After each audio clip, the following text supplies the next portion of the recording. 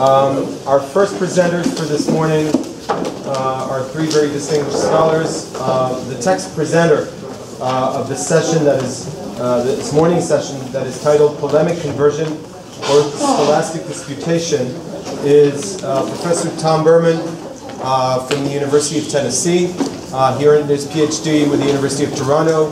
He was the Rigsby director. He's the Rigsby director of the Marco Institute for Medieval and Renaissance Studies, a distinguished professor of the humanities and professor of history at the University of Tennessee in Knoxville. His scholarly work focuses on the intellectual, cultural, and religious interactions between medieval Christians and Muslims in the Western Mediterranean. His first book, Religious Polemic and the Intellectual History of the Mozarab, 1050 to 1200, was published with Brill in Leiden in 1994, where he examined the learned culture of the Arabic-speaking Christians of Islamic Spain, while the next book, Reading the Quran in Latin Christendom, 1140 to 1560, that came out with Penn University Press in 2007, traced the reactions of medieval and early modern Europeans to Islam's holy book, whether they read it in Latin or in translation or in the Arabic original. He is the laureate of a few prizes, very distinguished fellowships, and I'm not going to read you the entire list of his publications, but you can look forward to a very stimulating discussion. His two respondents will be our friend Judah Galinsky of Bar-Ilan University. He's a senior lecturer at the Department of Talmud and Rabbinic Literature at Bar-Ilan University.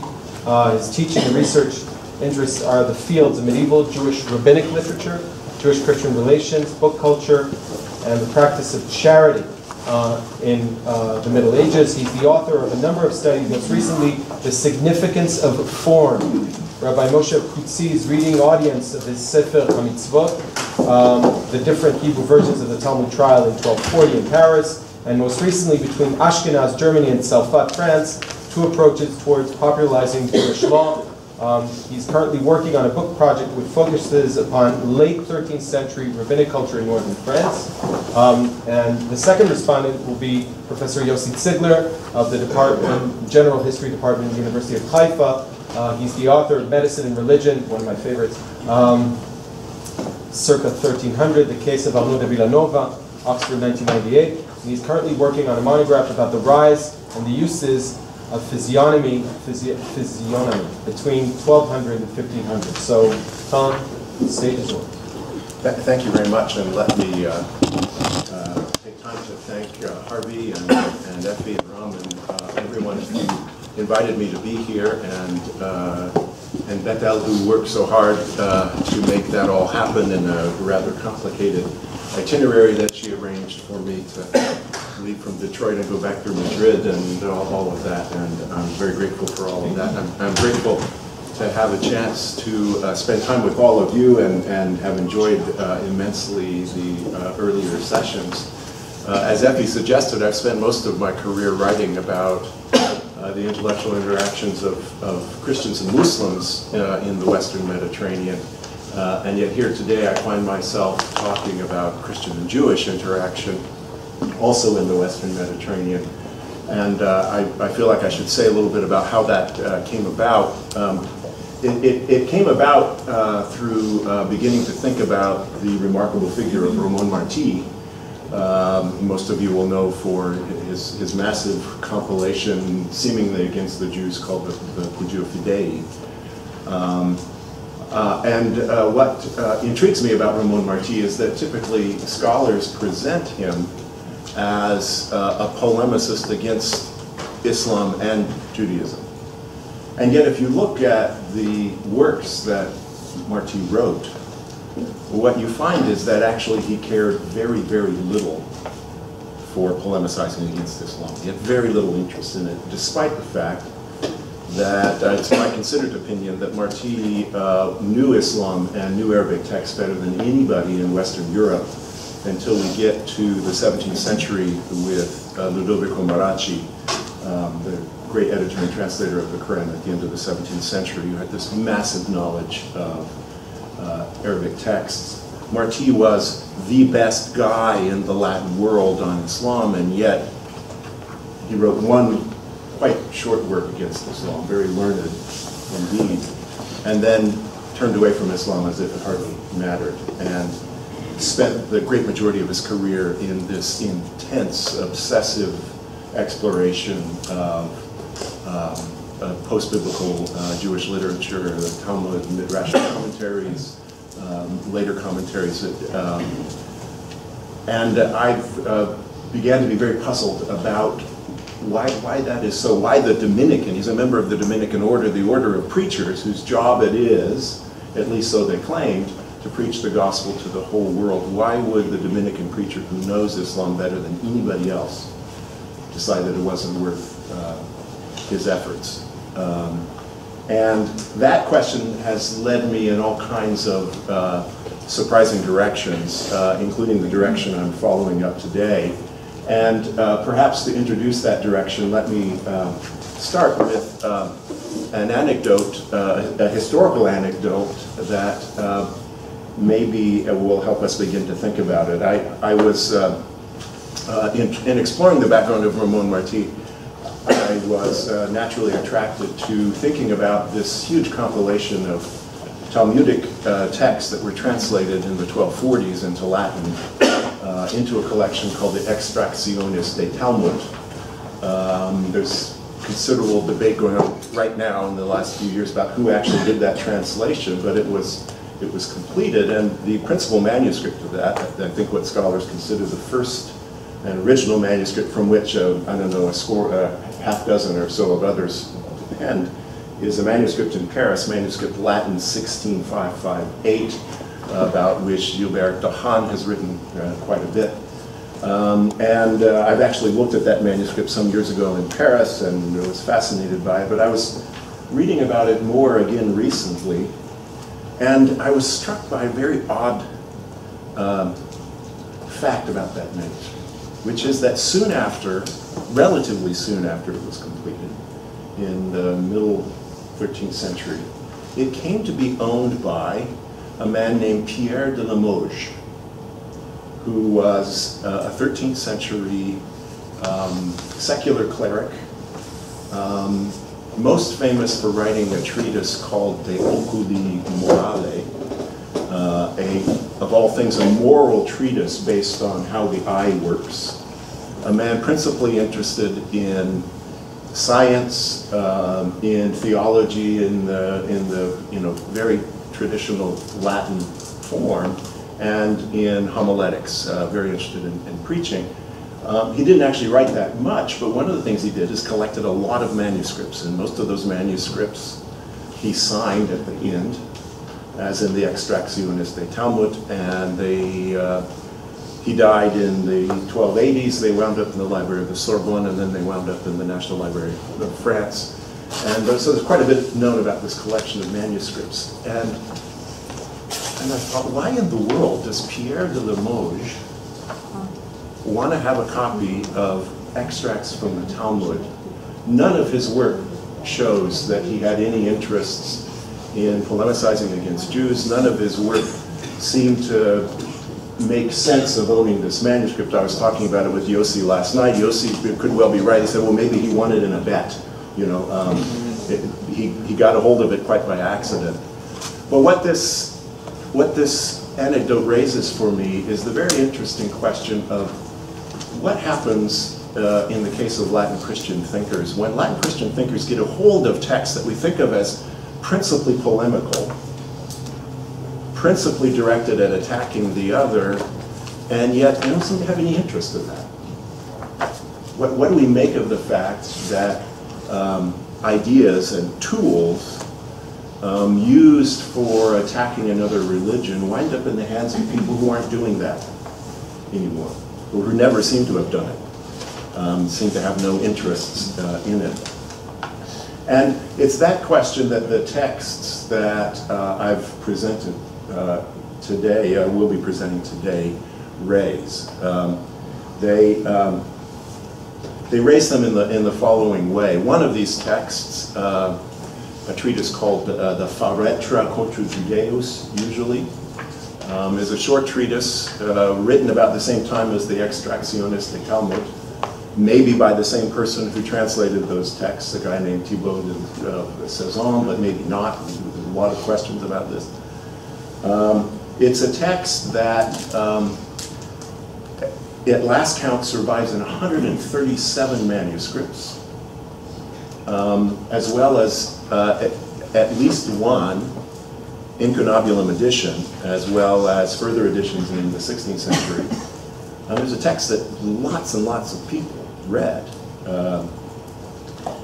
Almost nobody's really ever studied this text. Gilbert Dahan said 20 years ago that he was preparing an edition of it, that it was a really important work that needed to have serious scholarship done, but as far as I can tell, he's done nothing with it, and no edition has ever appeared, and almost no scholars have ever really looked at this thing. Interestingly enough, Ramon Martí had a copy of it among his books.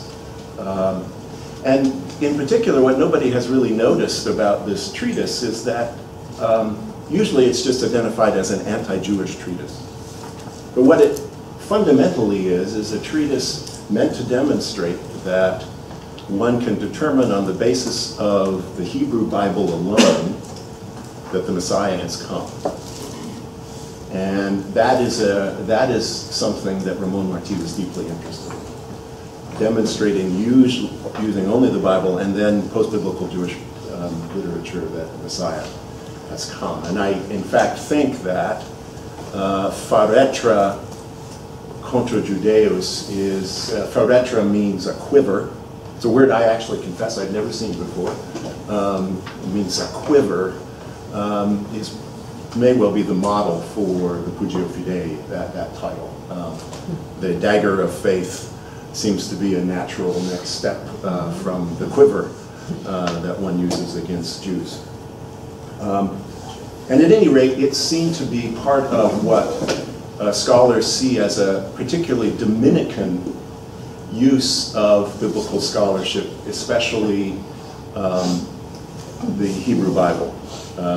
The author Thibaut is understood to be a Jewish convert to Christianity who became a Dominican. And he, according to the normal tradition, stands at the beginning of a long Dominican tradition of using knowledge of the Hebrew Bible polemically against Jews, as opposed to a Franciscan tradition of Christian Hebraism that scholars have argued, quite recently even, moves in a very different direction. That is that these Franciscan scholars, culminating in Nicholas of Lyra, are using often enormously a learned access to Aramaic and Hebrew texts, principally to answer Christian questions about the meaning of the Hebrew Bible, and aren't using those tools for polemical purposes like those nasty Dominicans do. That view appears in a book that I really like a great deal by my friend and colleague Diana Copeland Klepper in her book The Inside of Unbelievers, Nicholas of Lyra, and Christian Reading of Jewish Texts in the later Middle Ages. And the second text that I have presented here is one of the texts that she uses to demonstrate that this Franciscan interest in exploring the Hebrew Bible and ancillary texts is really focused on answering Christian theological questions. It is a quadlebital question, a question, as you know, that grows out of the scholastic curriculum and the scholastic way of dealing with texts. A disputed question in which a theological master would deal with all potential objections to a position that he wanted to take, following the somewhat structured pattern of a scholastic disputation. And this text by a Franciscan named Roger Marston, who is a contemporary of Ramon Martí, she argues is a good example of this latter tendency, and that in fact this is a text that uses the Hebrew Bible only to address what is a Latin Christian epistemological question. That is, how do we know with certainty that the Messiah has come? That this is not directed at Jews. The fact that it's a quadlebital question makes that seem like a very strong argument. Quadlebital questions were specifically Latin Christian thing, the Latin Christian universities.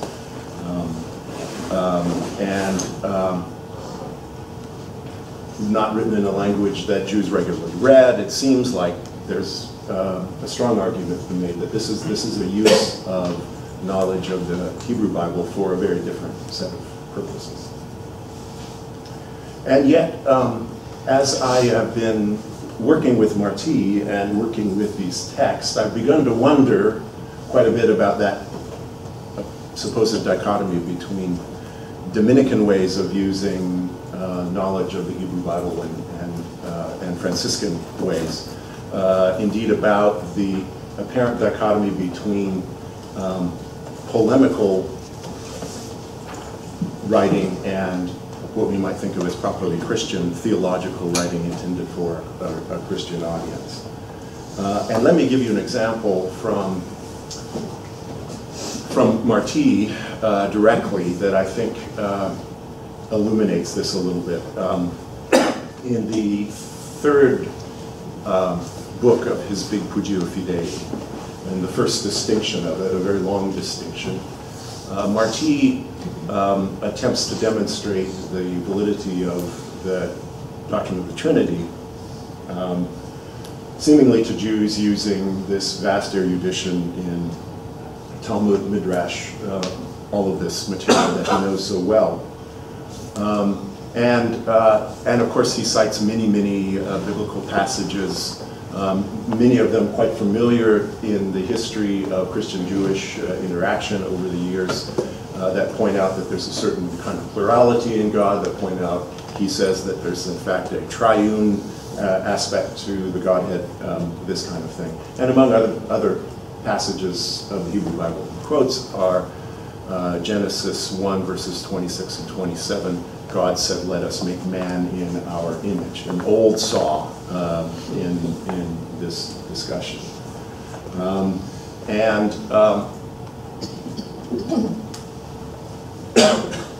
And I began to wonder what would happen if we looked at the kinds of biblical scholars in the 13th century, Latin biblical scholars, writing about Genesis. What were they doing with the same passage? What were they doing with the same passage? And one I looked at is Martí's own confrère, an older confrère named Hugh of Saint-Cher. Now, Hugh of Saint-Cher, though he's a Dominican, is not normally associated with polemic either. He was the author of a Correctorium, one of the number of treatises that were composed in this period to correct errors in the Vulgate Bible based on the Hebrew Bible, and he wrote a gigantic commentary on the whole Bible called the Postilla. But he had some knowledge of Hebrew. He's a member of the same order as Martí, and I began to wonder, what would Hugh of Saint-Cher be doing with that verse? Well, in the case of Martí cites this verse in the middle of a much longer argument that was fairly common in Dominican circles and shows up other places in Iberia and elsewhere in this period, that in fact in the Godhead there are a number of attributes, and he mentions that Jews call these attributes midot, and that what happens if you analyze these midot carefully is you figure out, well, the 8 or 9 or 10 or 20 of them, depending on which Jewish writer is writing, can actually be boiled down to 3 attributes only. The 3 attributes that he identifies in Latin as potentia, sapientia or scientia, and voluntas or amor.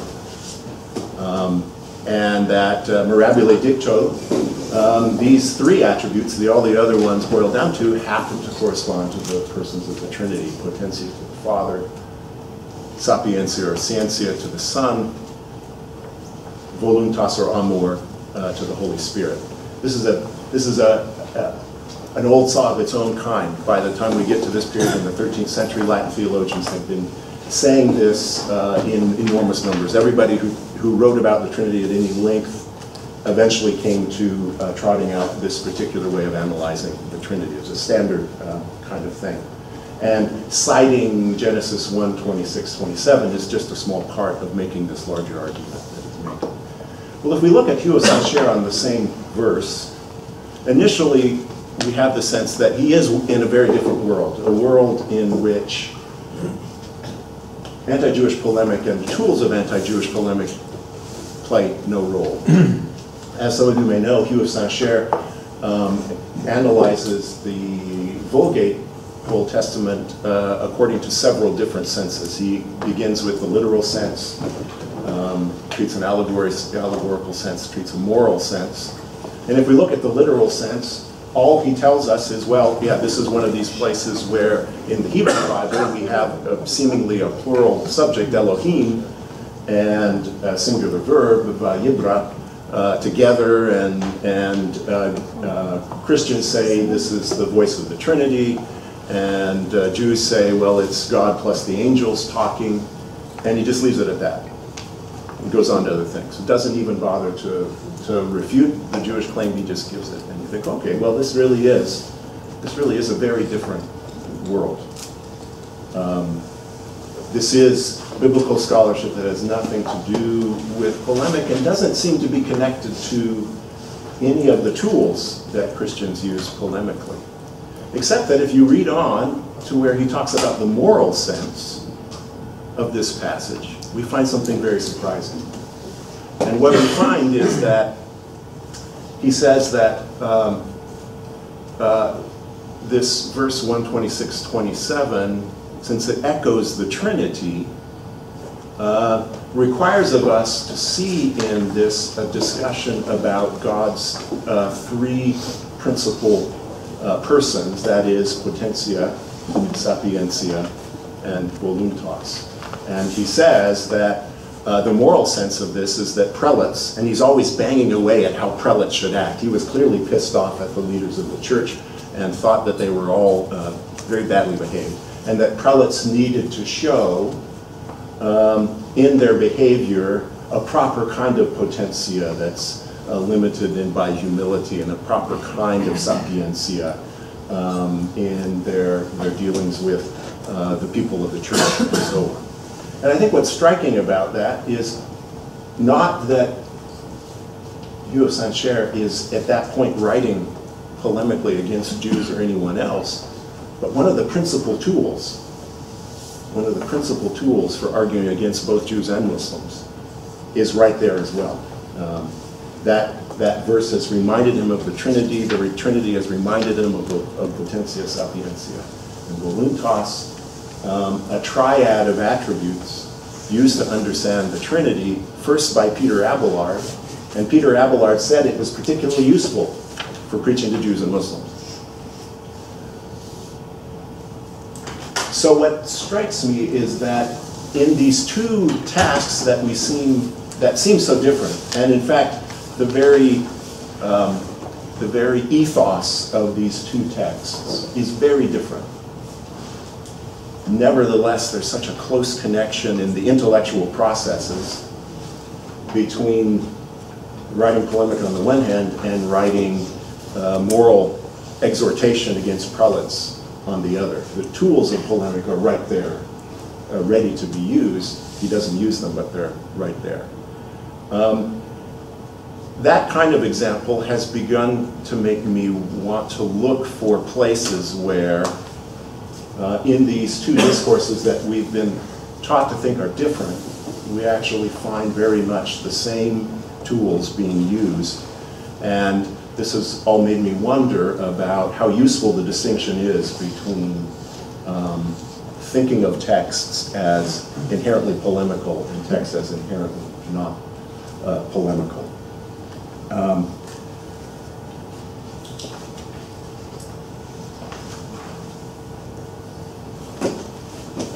And I think at this point, I just want to read some sections of these texts. I don't want to read them all. It's already, I'm a half hour in, right, Effie?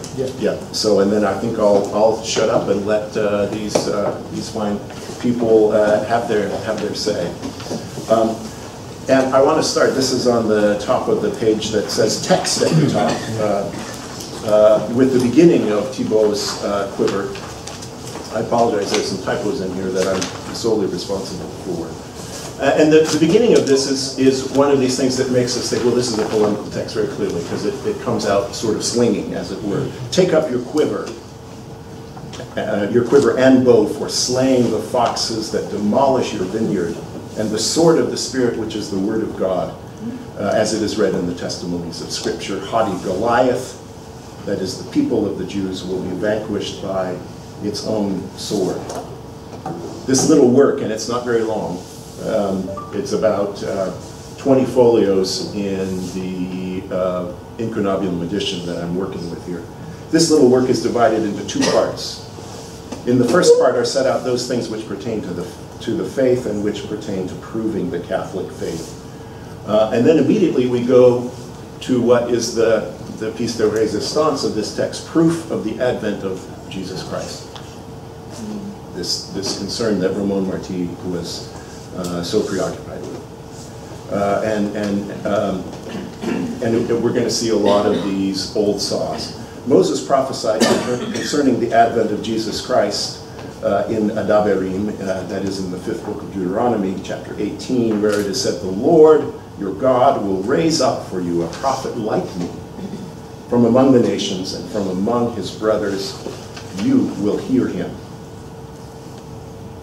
This cannot, Thibault says, be understood as relating to Joshua, who was the successor of Moses and leader of the people, because he was not a prophet and neither prophesied nor was said to be similar to Moses, because it is said later in the same chapter. It's not in the same chapter, it's in a different book. Take Joshua, the man in whom this Spirit is the Spirit of God, and you will give the commandments to all living people, and a portion of your glory, though not all. Therefore he was not similar to Moses, and no other prophet gave a law besides Moses and Christ. That the Lord says, "I will be the punisher of the one who does not want to hear the words of that one which he spoke in my name," that's Deuteronomy 18:20, by the way, has not been fulfilled among the Jews, as is clear in the destruction of the Jews wrought by Titus and Vespasian, and the scattering of them throughout the world. Daniel chapter 9 predicted this punishment. Christ will be killed and his people will deny him, and the people, that is the Roman people, he says, will destroy the city and sanctuary with the leader who is to come.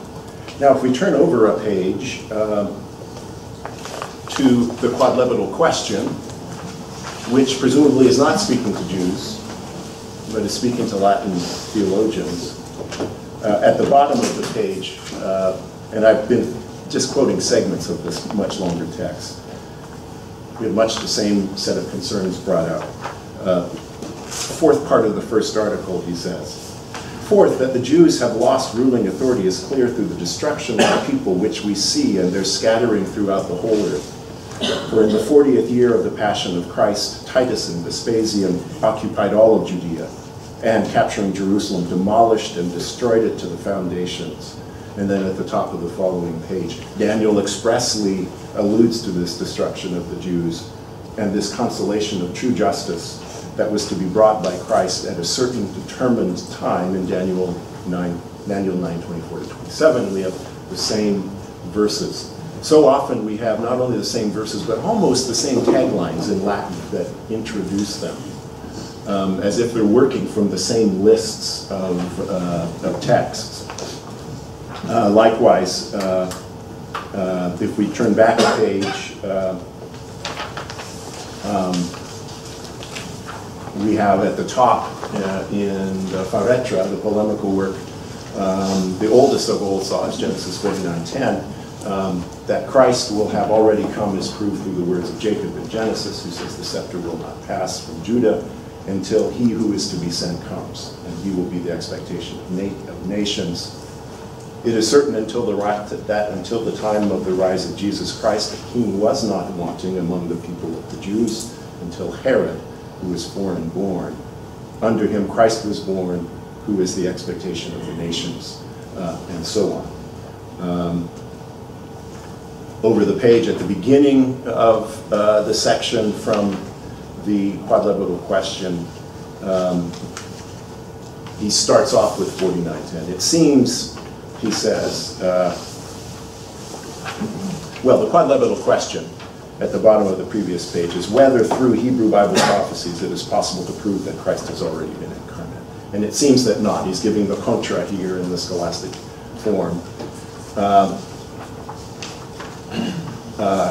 And quotes Genesis 49:10, which Jews say doesn't mean that ruling authority has passed from the Jews. It only, because the ruling authority that's mentioned here is de jure ruling authority, and to have it lost only in fact, it doesn't mean that ruling authority is gone. So here's his contra, and then he's going to respond, well, no, I believe something quite different from this. And here's where we have him raise what people like Deanna Copeland say is the epistemological question that seems to be driving this in the I respond section there, halfway down.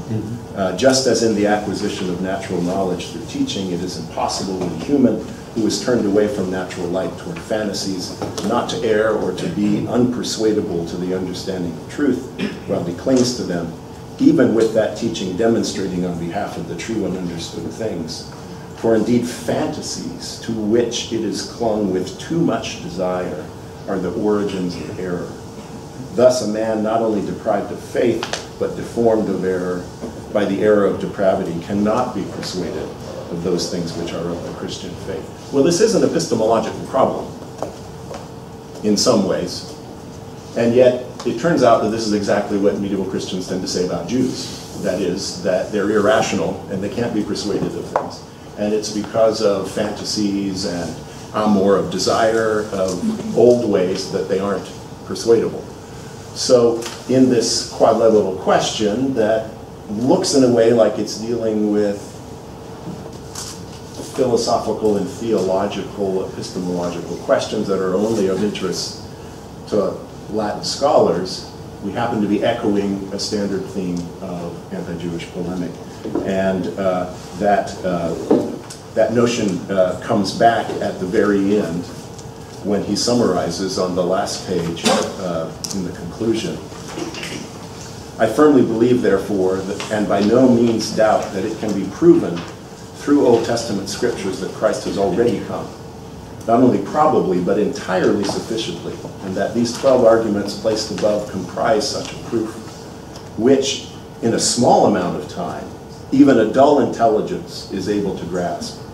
I judge these arguments to be similar to the 12 oxen who hold up the bronze sea because of both the firmness which they contain in themselves, and because of the rustic quality of the unsophistical biblical discourse which displeases bombastic and puffed up men.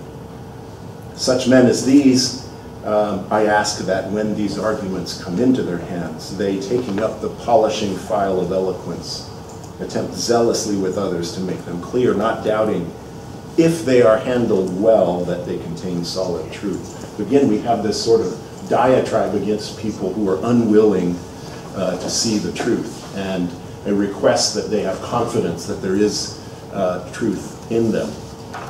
So I suggest that in a lot of ways, the one text that is always seen as fully polemical, and the other text that, in terms of genre, in terms of audience, in terms of approach, in many ways seems non-polemical, actually grew out of the same tools, the same materials, the same set of verses introduced with the same taglines. I don't really think that we should probably read the quadrilateral question as primarily an attack against Jews. I'm not sure what I think about the Favetra, whether it really is primarily polemical or not. But what I suggest is that we have this very interesting dilemma in dealing with Christian works that seem to be against Judaism. And here it's quite different from Christian works that very clearly are against Islam. And that is that we have this spectrum of possibilities of what these texts could be. That there very often isn't an easy answer about whether this is intended for consumption of Jews, or at least training Christians to speak to Jews, to persuade Jews, or whether it's meant for some other very different set of purposes. And I think this really complicates how we understand, for example, a work like Burman Marty's Judae. Because in very many ways, though it is overtly polemical, says all kinds of nasty things about Jews, he sort of revels in talking about how Jews are unwilling to see the truth. And yet, a great deal of the time, he's dealing with topics that very clearly are of interest primarily to Latin Christians and don't seem to have much relevance to a conversation with Jews at all.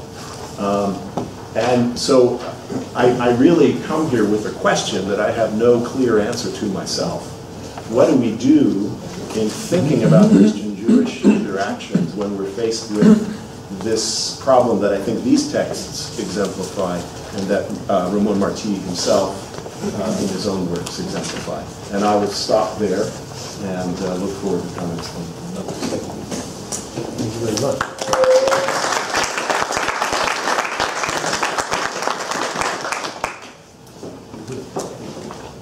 Okay, thanks to the organizers for this opportunity for this entire conference, workshop, and for giving me an opportunity to get back into polemics, which is something I don't usually do. So my second comment is I'm turning to all the true experts on polemics that are sitting here. Feel free, if I step out of line, to correct me if I'm misrepresenting the field properly. Could I step out of line really and ask you to sit there so we could all see you? It's too... Okay, but just for the talk. I really thought the chair was talking by itself. It's a miracle. There you go. Happens only in the land of the Jews. Okay. What is unique about the texts presented here, as we have just heard, is not their specific content, as these are the stock verses that arise in all polemical texts, but rather in finding them outside of their normal setting, not in the adversus Judaism literature, but rather in a very particular scholastic setting. When I read these texts, I was reminded of the scholastic roots of the adverse Judaism literature during the long 12th century. As Berger and others have noted, during this time there was no real ideology of mission or an organized effort to convert Jews. So it would seem that the primary motivating factor was scholastic, an engagement of contradictory texts within the canon of the Holy Scriptures. The Jews are mainly a cipher, a symbol, for the need to resolve contradictions between parts of the Bible and Christian teachings. It is then not real Jews, but rather the intellectual challenge their position poses. An additional development that occurs in the 12th century would be the questioning of the philosophic and logical coherence of basic Christian faith: Trinity, Incarnation, Virgin Birth. One can suggest that the Jews stand in as a way to formulate the questions in all their sharpness, without having to worry about offending the sentiments of any pious bystanders. Only during the 13th century do we see the beginning of an ideology and a policy of mission to the Jews.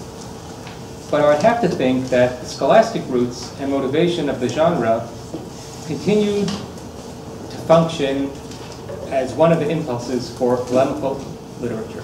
Okay, that's as far as my response. In the time that I have, I would like to introduce some Jewish polemical texts that appear outside of the professional polemicist texts and networks, and also to raise a question that emerges from these French rabbinic legal works. However, before doing that, let me briefly introduce the various types of scholastic literature that emerged from the French Jewish schools during the High Middle Ages. The primary intellectual effort was clearly directed toward interpreting the Talmud. So we have a running commentary to explicate the difficult text and a dialectical probing of its content. In both these areas of intellectual pursuit, one cannot find any kind of engagement with Christian polemical arguments. A second area of intellectual activity was the commentaries to the Bible. In these writings, one can find explicit polemical passages and passages that refer to Christian arguments. And this leads me to our final destination, the topic of my talk, the works of law, legal summaries, codes, handbooks. These books are medieval attempts to give form to the practical conclusion drawn from Talmudic literature. Two legal texts dominate the Franco-Jewish scene of the 13th century. They are the Sefer Mitzvot, the Great Book of Commandments, Smag, written by Moses of Kusi, and the compact Amudei Golah, Pillars of Exile, or as it became known, the Short Book of Commandments, Smach, written by Isaac of Corbeil. In some ways, the latter is an abridgment of the former, and in other ways, it's very much an independent work. Moses was active as an itinerant preacher between the years 1236 and 1239, reaching as far as Christian Spain. In the year 1240, he is back in Paris and recognized as a leader to the extent that he is part of the group of scholars summoned by the monarchy in the proceedings known as the Talmud trial. He began writing his comprehensive work of law circa 1239 to 1240 and his work can be viewed as a French scholar's version of the Great Code of Maimonides. He published a version of his book around 1247. Isaac of Corbeil, in contrast, does not seem to have left northern France, nor was he a preacher. He was, however, the son-in-law of the prominent rabbinic leader of French Jewry, Ithiel of Paris. He completed and published his accessible and compact legal handbook around the years 1276, 1277. His goal was that his work should be studied by as many people as possible, including lay people, men and women. And it is here that my talk actually begins. When one compares what these two works of law say on the topic of Christian-Jewish polemic, one cannot but be struck by the stark difference between the two of them. Whereas Moses addresses many of the major issues that would have or should have bothered Jews living in Christian Europe, Isaac simply does not. I've collected and listed the themes that Moses addressed on your handouts. I presume everyone has one by now, right? Okay. In the introduction to the Positive Commandments, he combats attempts to convince Jews to abandon their Torah through the use of signs and miracles. I will not go into all he has to say about the topic, but allow me to quote the central passage of his exposition, source 1, and that's source 1a. When the Lord decided to give the Torah, he tilted the heavens on Mount Sinai. He called to Moses and told him, "Behold, I have come to you in the thick of the cloud, that the nations shall hear as I speak with you, and also believe in you forever." Why was this necessary? At the splitting of the sea, it was already written that they will believe in the Lord and his servant Moses. Rather, the Holy One, blessed be he, told Moses, "I want Israel to believe in you as a prophet through signs and miracles. But with regard to the Torah, I don't want them to believe in you because of signs and miracles, but rather through direct hearing with their own ears, that I am speaking with you." B, and it is for this reason that the Holy One acted that way. When Israel be in exile, if a Christian or Muslim tells them to leave their Torah and serve other gods, and he provides them with a sign or miracle, Israel can answer, "Even if you could produce as many signs and miracles as Moses ben Amram, we will not believe you to replace our Torah unless we hear with our own ears that God is speaking with you like he spoke with Moses." For even with regard to Moses, he did not want us to believe in the Torah of Moses without us hearing that he was speaking with him. In addition, later, in the same introduction, he alludes to the verses found in the prophets which supplied Christians with ammunitions to argue that already the prophets portray a religion different than the one that appeared in the Pentateuch, one much closer to the spirit of Christianity. To quote 1d, after the passing of Moshe Rabbeinu, prophets arose for Israel who spoke in riddles, parables, and obscure formulations. Thus, the Christians were able to claim that the prophets prophesied about a new Torah. And finally, it is worth noting that in his conclusion to these words, this would be 1e, he indicates that they were originally delivered as sermons that he preached throughout Christian Spain and other European countries. In his second introduction to the negative commandments, we find Moses responding to the new polemical challenge of his era, the attack on the Talmud, initiated by Nicholas Donin. In the words of a contemporary scribe and poet active in Paris, and I quote, "This was a time when in Paris, the city of bloodshed, many heretics, that is Christians, rose up against the words of the Talmudic sages." Moses' introduction is lengthy and deals with a number of topics, but the central theme is his defense of the Talmud, or the oral law. He marshals his proof in a very similar fashion to the way the material appears in the Hebrew version of the 1240 Talmud trial, the Vikuach. I will quickly summarize his words and cite some choice passages. Moses, in his introduction, dealt with three topics, all related to the basic Christian argument as formulated in the letter of Gregory, and if I may quote the Pope, "If the things asserted about the Jews is true, there would be no adequate or fitting punishment for them.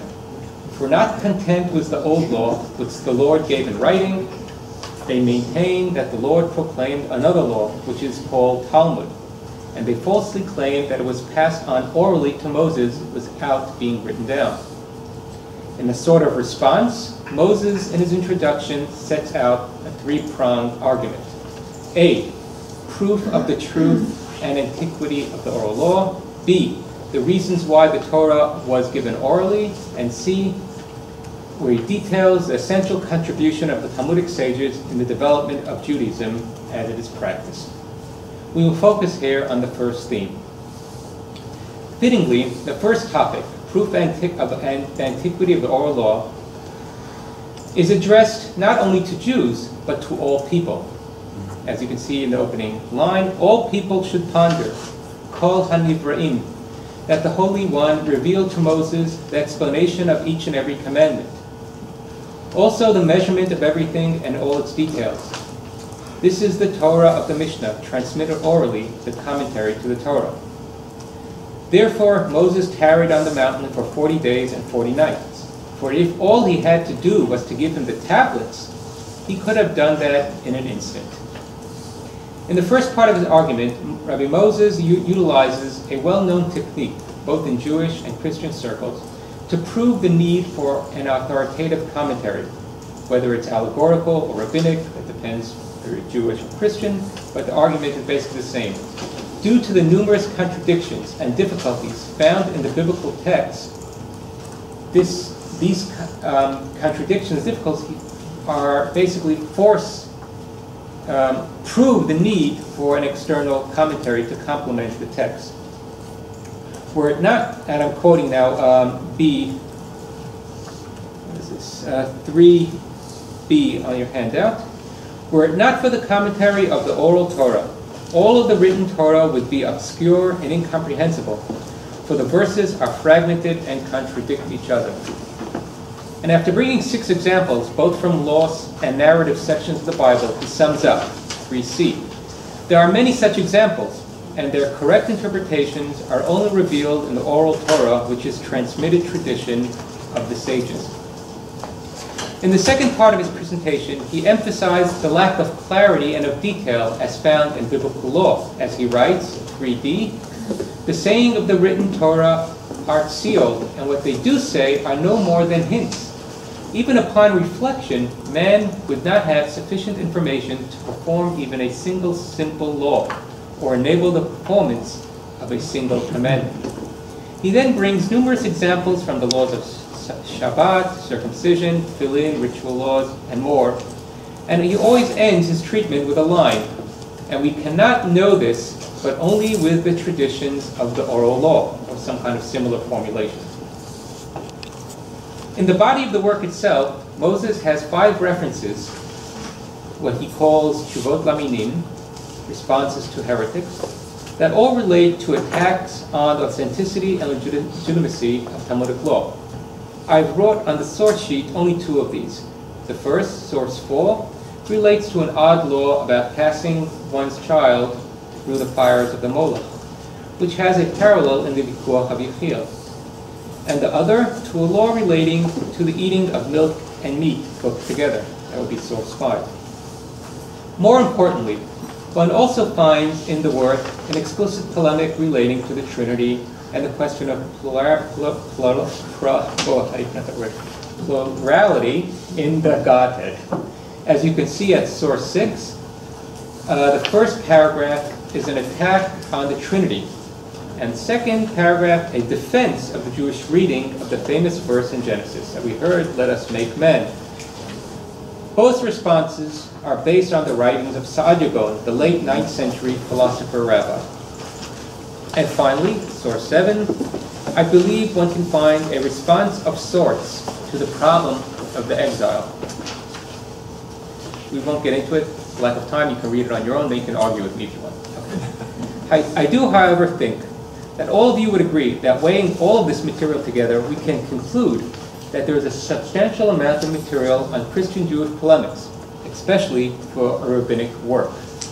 And I'll just remind you that in all the commentaries on the Talmud, there's absolutely none. If there is, it's a very minimal amount of polemical activity. So to find in these secondary works that's supposed to summarize the Talmud elements of polemics, it is, in a sense, surprising. Now moving to the second prominent legal work of the century, the SMAC, written 25 years later, one encounters a very different picture. I could only find 2 places where Isaac of Corbeil engaged with polemics. The first at source 8, which is simply his version of Moses of Cusi's treatment of the Trinity. Besides reformulating and making it more popular, he also eliminates the second part of his response, which is the Christian argument from the verse in Genesis.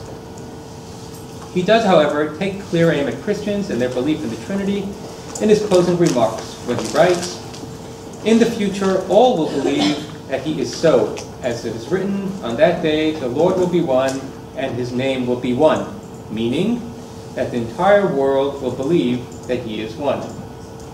The second place where he alludes to the debate between Jews and Christians is within the context of the commandment to study the Torah, source 9. There, he is interested in teaching Jews just how important the Talmud is, much more so than the Bible. Words that would surely warm the heart of Pope Gregory. Let me read part of his exposition. "Don't assume that the primary Torah is the written one. For on the contrary, the oral Torah is the majority of it, and it is the treasure house of the Holy One, blessed be he. For it was clear to him that Israel was destined to sin and would be exiled, where the nations would copy their books. He therefore did not want the oral Torah to be written, because in the future the nations would want to be rewarded for their learning of the Torah, and the Holy One will tell them that only those in possession of my hidden knowledge will be rewarded. And although in later generations, as understanding was diminished, the 4 orders of the Talmud were written down, in any case, they still require much explanation, and the understanding of the nations was diminished, and they could not learn it." He clearly did not have Raymond Martini in mind. Clearly, not only is the Talmud not an heretical text, as Gregory would assert, it is actually the proof that the Jews are Veris Israel. It is worth noting that although this theme does not appear in Moses of Cusi's treatment of this particular commandment, it can be found in his introduction to the Nebet commandments that we cited partially above. To sum up, In contrast to Moses of Hussi's involvement in polemics, Isaac of Corbeil shows a rather low level of enthusiasm for this pursuit in his work. And this is not to say that Isaac was oblivious to his Christian surroundings. See, for example, source 12, where he makes reference to specific practices that took place on the saint's holiday of John the Baptist. And you can read about this now in Elisheva Baumgarten's recent study that just came out last week. Okay. So, the question I would like to pose today is, why the difference? Is this simply an issue of chronology, changes that occurred between 1240 and 1270?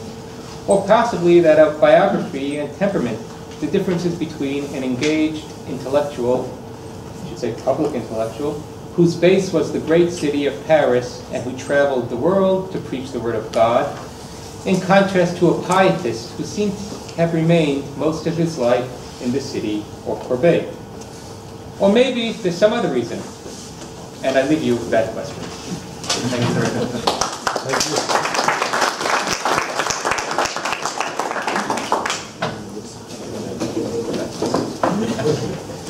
First, thank you to the organizers who brought me here for this day.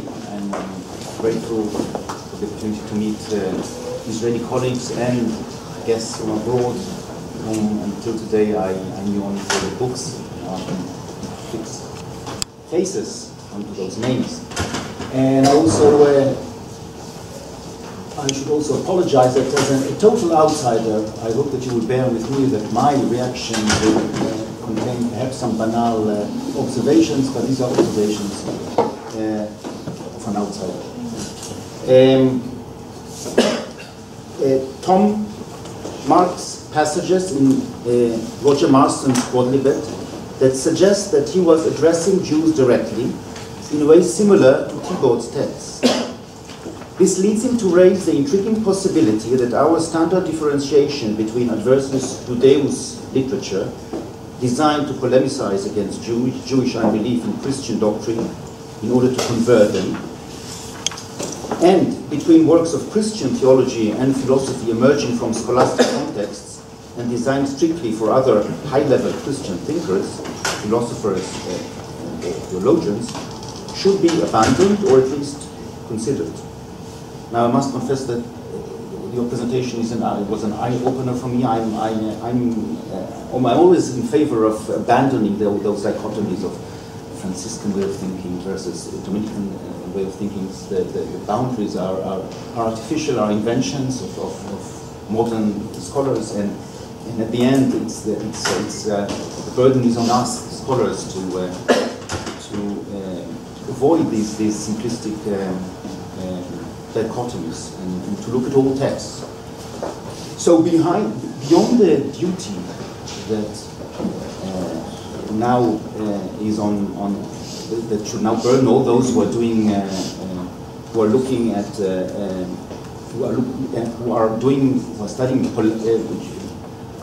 in this particular case Christian polemics against Jews, and until today looked only at adversus Judaeus texts. And they should perhaps look at other texts as well in order to get the whole picture. If you are correct, and the boundaries between such texts between Jewish error or unbelief are blurred or non-existent, can you elaborate what is the impact of such an observation on our understanding of the ideological encounter between Christians and Jews in the 13th century? Does this mean, for example, that we cannot anymore interpret so-called adversus Judaeus text as part of a converting impetus, and we should look for other functional interpretations of these texts? Or that Jews were among the crowd participating in quadribetic debates? Is this a possibility in Paris? Because these are public occasions around. I'm just throwing it as a bold question. The second observation, the similarity in content and form that you have identified is the result of the excerpts that you chose to translate from Marston's Quodlibet. Now, I had no access to the whole text of the Christ Shield. There is the volume is non-existent in Israel. So when to my horror, I want to look at the whole thing, and so I rely on the text that you sent and on the Latin text. So these are pages that you sent, and so I have no access to the whole text. And it's a longer one. Yeah. Okay. So, but I scanned very quickly some of the sections which you did not mark or translate. And there, and you don't have it in the translation, but if you look at section at the fifth argument, when it talks about the Bekuna, I mean the text is corrupt, obviously, so after the fifth argument, the whole ordinary debate about the Betula and the Alma and things. So when this argument, which obviously relies only on scriptural verses, ends, I stumbled across the following argument, which thrilled me as a historian of medicine, who years ago identified a growing trend among mainly English Franciscans, came to incorporate from circa 1240 onwards medical knowledge into their theological arguments. Normally preceded by a remark ut dicunt medici, they inserted direct and explicit quotations from standard medical textbooks, Avicenna's canon or the Liber Pantagni of Constantinus, in order to into their dense theological discourse, in order to fortify their arguments with scientific ideas. And now here, Marston, imitating perhaps other such scholars, is bringing another branch of natural philosophy, this time astrology, organically into his debate, using it to fortify his argument after he's brought all the biblical verses which should have sufficed to convince the Jewish, or the Christians who are trained to cope with Jews, participants in these debates to accept the veracity of the doctrine of the birth of Christ. And I translate very quickly parts of this, of what he inserts. Yet this birth of the Virgin was anticipated not only by the prophets, but also by the astronomers. For Al-Bumasa, this is Abu Mashar, said thus in, he says, Minoribus Isagogis, which is the Liber Introductory, and this is my edition, Majoris ad Scientiam Judiciorum Astrorum, which was translated in two translations at least, by John of Seville and Hermann of Carinthia, towards the middle of the 12th century. And it was then later incorporated into various 13th century texts, scholastic texts, into Roger Bacon's Opus Tertium, and especially the Speculum Astronomiae, which was attributed to Albertus Magnus, but probably not his. And perhaps Marston had access to these texts. So he says, he refers to this Minoribus Isagogis of Al-Bumasa, and he says, in the part on the ascent of Venus. And this is indeed chapter part 6.1 of this astronomical bestseller. And I continue. And in the first aspect of the Virgin, there arises a girl whom we call Doros Torah, and she is beautiful, honorable, pure virgin with long hair and a beautiful face, holding 2 ears of wheat in her hand. And she sits on a covered bench, and she nurses a male child, giving him to eat in a place which is called Altibre. And some people call this boy Jesus. This is and then there are some other things that he takes from this famous quotation. The fact that in the time of the birth, he says, of Christ, there was a conjunction of Mercury and Venus under the sign of the Virgin, should be seriously reflected upon, because such a conjunction, according to the ancient philosophers, signified a prophecy concerning a forthcoming virginal birth. This is the end of quotation from Marston. At the end of this long discussion based merely on biblical verses. Now, how should we read this kind of scientific argument in light of your observation? If we is a single creation in what is otherwise a discourse based on arguments from Scripture, doesn't it mark the quadruped as something belonging strictly to 13th century scholastic thinking, which would be alien to Jews? I throw this in open. Yeah. So, and the third observation goes to Thibault's text. I had to do justice to this text. The second part of the opening sentence of Thibault's text,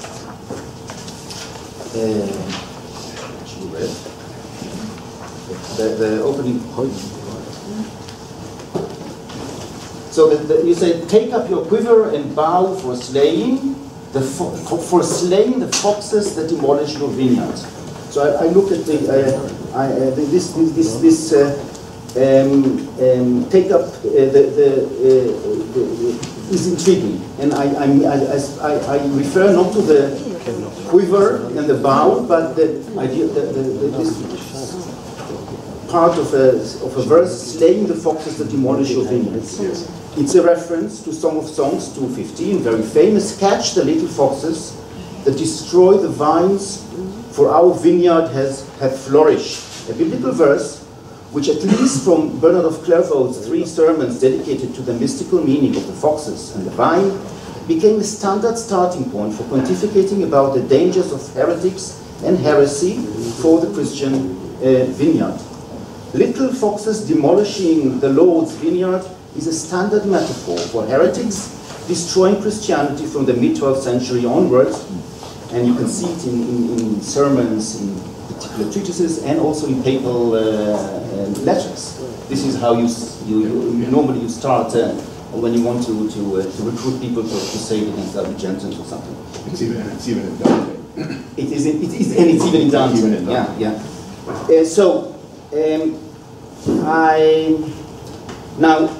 I wonder how common it was to refer to Jews as the little foxes destroying the vineyards of the Lord. And you may know better than me, though I find this, for me it was a kind of it stuck out, and it's very interesting. But whether or not this is a new phenomenon, the assimilation of Jews and heretics into the same metaphor in such a context of an Advertus Judaeus text immediately raises the question of the similarities and dissimilarities in the strategies and rhetorics employed to persuade and convert heretics and Jews. One can take almost every item in Thibault's book that questions Christian doctrine and put it in the mouth of a carnal heretic in Languedoc. Maybe I'm just stating the obvious, but anybody who is studying the broad phenomenon of conversion in the pre-modern world could benefit from such a systematic comparison between strategies of conversion applied to Jews and to heretics. And in the particular case of your people, I don't know how, I haven't even finished thinking about how you use this observation in order to think about the strategies of people like Pierre de Limoges or these Dominicans who are looking at this text. When they use this text, what do they have in mind? Jews only, or also heretics? That's very, very interesting. Very interesting points. Thank you very much. Very well. So after very punctual lectures and talks, your comments and thoughts, and I give first. Okay. Well, thank you. These were really, really fascinating responses from which I learned a great deal. And in answer, I'll start with sort of responding to the very interesting questions you raised. Are these works not conversionary when they seem to be conversionary? Or on the other hand, do we imagine Jews participating in quadlibet? So I think Harvey would say, yes, that in some respect, in some respect, that's what the Barcelona disputation was a scholastic disputation in which Jews were made to enter into these discussions. Scholastic disputation dealing with, in many ways, fundamentally a Christian set of problems, but Jews are called upon to be to speak for the Jewish Bible and the Jewish understanding of it. of the Bible. I think in some ways the really interesting question is the Feretref contra Judaeus really not a conversionary work, really not a polemical work in some ways? And I think your question about the foxes raises that in an interesting way. Can we imagine that this work is mostly written against Christian heretics?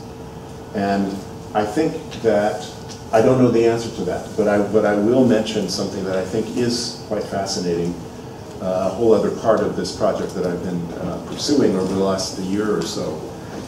And that is getting a sense of what the Dominicans themselves remembered about this period of their own history, from the founding of the order up through the 13th century. And there are fascinating things that you find if you look at, there's a handful of Dominican histories of the Dominican order, written from the earliest one by Jordan of Saxony, up through Gerard of Frachet, but also including the great encyclopedia of Vincent of Beauvais, who's also a Dominican, and who retells the story, the history of the Dominican order as well.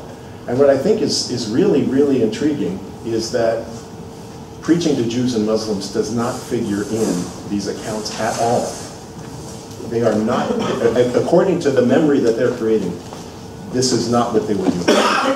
What they were doing, overwhelmingly, is preaching to heretics or to pagans. And so we have these extremely puzzling moments that repeat in these histories. One of them is that Dominic's own mentor, Diego de Osma, from the earliest account on, from Jordan of Saxony's on, we learn, traveled with Dominic as a young priest to Rome to speak to the Pope, and he wanted to get an exemption from his episcopal duties to preach to unbelievers. But the unbelievers he wants to preach to are not the Jews and Muslims of Spain, where he's from. They are the Cumani in Hungary. The Pope says, no, you can't do that. You got to be a bishop. We're not going to let you do that. But they all take time to mention this story, that Diego didn't seemingly want to preach to Jews and Muslims. He wanted to preach to the Cumani. And Dominic himself is portrayed repeatedly in these accounts, mostly as leaving Spain. Dominic goes away from Spain, goes away from preaching to Jews and Muslims, and spends his time with Albigensians. The most striking version of this shows up in Vincent of Beauvais and in one of the earlier historians, and that is a sentence that says that Dominic at one point decided that he wanted to preach to Muslims, and so he grew a beard aliquantulo tempore. He grew a beard for a little while, but then in the next sentence, he's gone off to Rome for some other purpose. And presumably he shaved off his, scraggly beard and never bothered to preach to the Muslims. And this is a story that's repeated. So in the Dominican order's own memory, and that of course can be flawed in all kinds of ways, this is not what's important. It's preaching to heretics. And other people have mentioned this fact about the foxes in the vineyard, talking about heretics. And so I think we really do have to entertain the possibility, and I cannot claim to have worked this through all the way, that this text, which is seen as a contra Judaeus text in the classical sense, may well have had entirely different purposes. And I'm sure Harvey would probably has things to say about that. Your comment about the scientific argument is very interesting. But what it reminds me of is a treatise I edited in my first book, a relatively short treatise against Islam written in Spain, surviving only in a Latin version that's a translation of the Arabic. A treatise in many ways a very typical Christian treatise against Islam, but in which scientific arguments figure.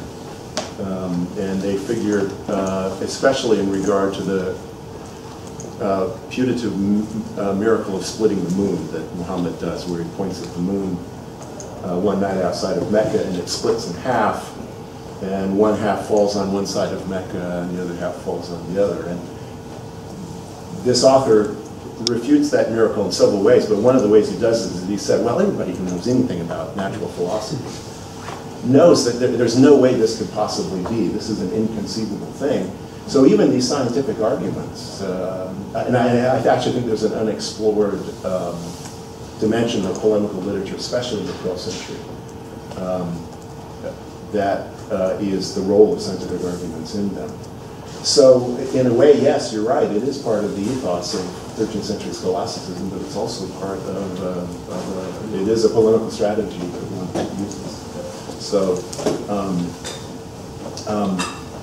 So yeah, that's as much as I will say for Okay. So let's frame the discussion. Sarah, Theron, Danny, Maurice, and Chani. And let's collect the questions and then pick up. Well, thank you, all three of you. It was really fascinating. And I just have a couple of observations about the whole question of genre and direction and meaning and audience that comes out of actually my first book, which was the study of the Bible moralisée. And especially my ears perked up when you said Hugues Saint-Cher, and he never had anything to do with Adversus Judaios in any way. He actually did, in a way that he probably didn't intend and didn't know, because so my first book was on a set of illuminated Bible commentaries made in Paris in the 1220s. A second, larger set, it was expanded and remade for Louis IX in the 1240s. The first version was based upon university lectures on the Bible. The second version, because they wanted to make it bigger, they had to go and sort of supplement the university commentaries they had, and they went to Hugues Saint-Cher. So it's not known whether Hugues Saint-Cher had a great deal of involvement in the creation of this second set, but these manuscripts, I argued, and nobody has argued against me about it, because once you look at the pictures, you can't, were intensely anti-Jewish. But the question is, how do you get, so I had to go look at the original commentaries. The original commentaries are not intensely anti-Jewish. The manuscripts are intensely anti-Jewish. How do you get there? How do you go from a scholastic exercise to what is essentially a textual and visual polemic? And the way they did it was a couple of steps. First of all, they were very selective because they knew they were illustrating these commentaries. They picked the most concrete lines. It was all the moralized, the moral sense. So they ignored the anagogical, the allegorical, the literal sense. They took the moral sense. They only took the moral sense that lent itself to illustration because it had some kind of somewhat concrete reference that you could then illustrate. And then how did they decide how to illustrate that concrete reference? Because about 15% of the texts in the moralized Bibles are anti-Jewish. About 45% of the illustrations are anti-Jewish. So how did they expand it? And this answers your question, I think you'll see. I mean, not definitively, but for this set of manuscripts. You want to know, well, what are they thinking when they say something like the little foxes in the vineyard? Are they thinking about heretics? Are they thinking about Jews? The pictures show you what they're thinking, and sometimes they're not thinking it before they realize they have to make a picture for it. They have to visualize the abstract idea of a depraved person, a person who does not understand, a person who is destroying the vineyard, and they have a visual image of a marked figure, and it turns out to be a Jew. And when they want to combine it, sometimes the text will say hereticos et Judaios, but they will only show Jews. And those Jews are kind of embodying both the hereticos et Judaios at the same time.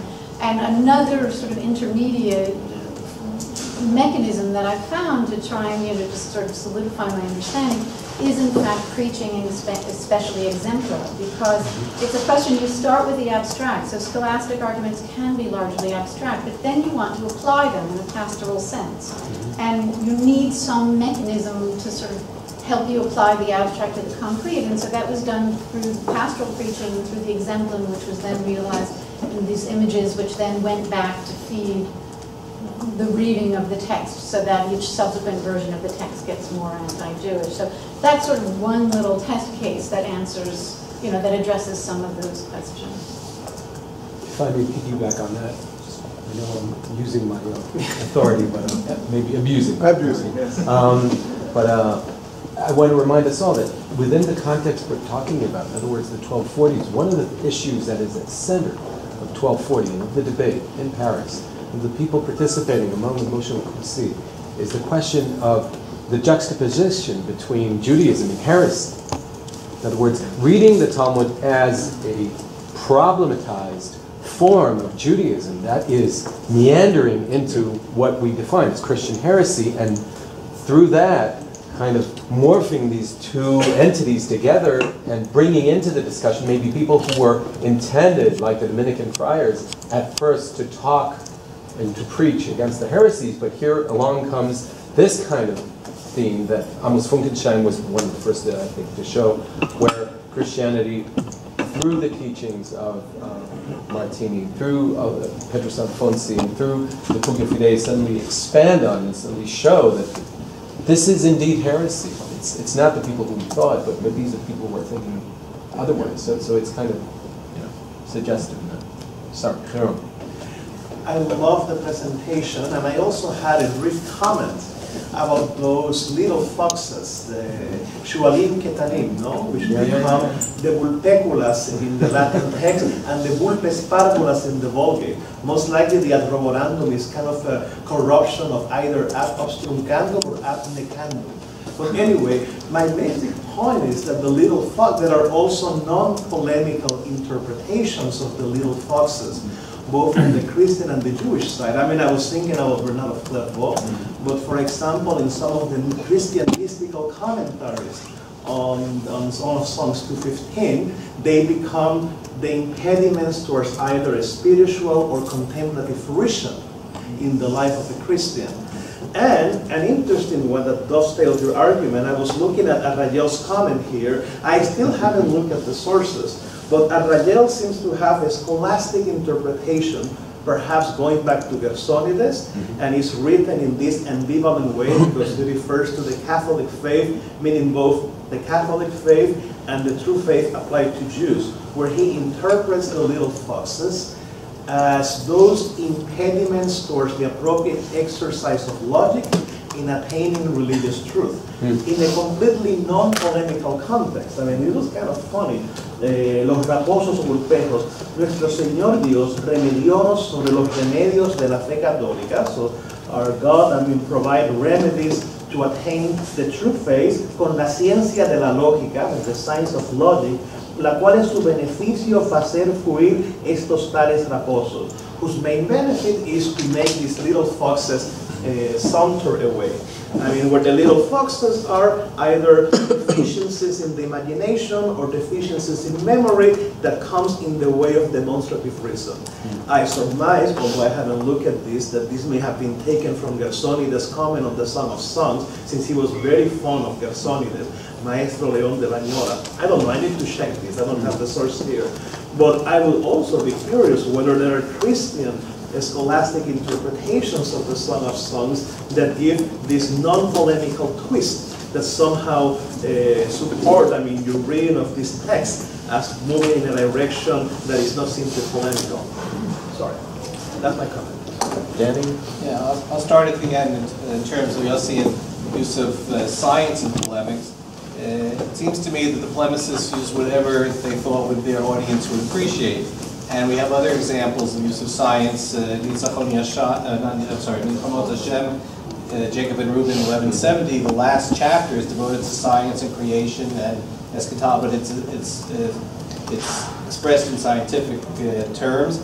And if I'm not mistaken, Peter Alfonsi has some scientific arguments.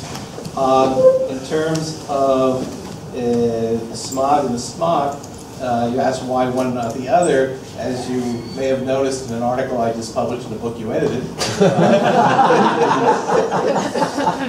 Yes. Polemics are non-native to France and Ashkenazi in general. And if the smog was circulating in Spain and preaching in Spain, and the argument he uses seems like a Levi in the Kuzari, there isn't a whole lot of use of Kuzari in Ashkenaz, there's use of his piyut in Ashkenaz.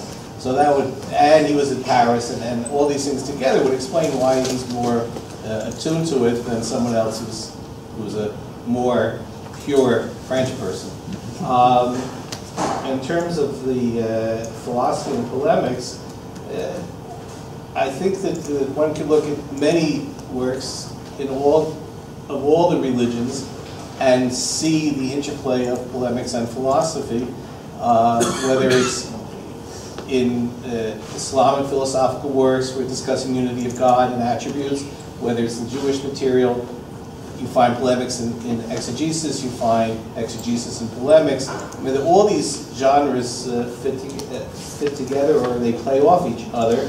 I was just curious about the Trinity and the attributes, because as you noted, as you mentioned, Abelard was the one who said the three attributes are the three people of the Trinity, but that view was condemned. And it seemed to me, from what I read in scholastic works, is that non-polemical works, such as Thomas, did not adopt the attribute theory of the Trinity. In fact, objected to it because there are more than three attributes, whereas those who are involved in polemics used it against Jews, used it all the time because they were building on Jewish views of God. So they're going back to, against Petrus Alfonsi, who takes the three attributes of Saadia, and in the Barcelona disputation, the discussion in the synagogue after the disputation, and you have it over and over and over again, the use of Christians explaining the Trinity through the attributes, and the use of Jews defending the unity of God by explaining attributes in a different way. So this was, as I said, it seems to me from what I know, unless I'm wrong, that this was a non-standard Christian explanation, but was used because they felt it would be useful for Jews. Yeah, I mean, what I would say is, yeah, they don't take on board entirely what Abelard was saying in his original version of this, but it does become a key element, analyzing the Trinity according to these three attributes, in the very recondite discussion of, and I'm sorry to say I'm going to forget the technical term for this, but how it is that some attributes are attributed in a special way to certain members of the Trinity.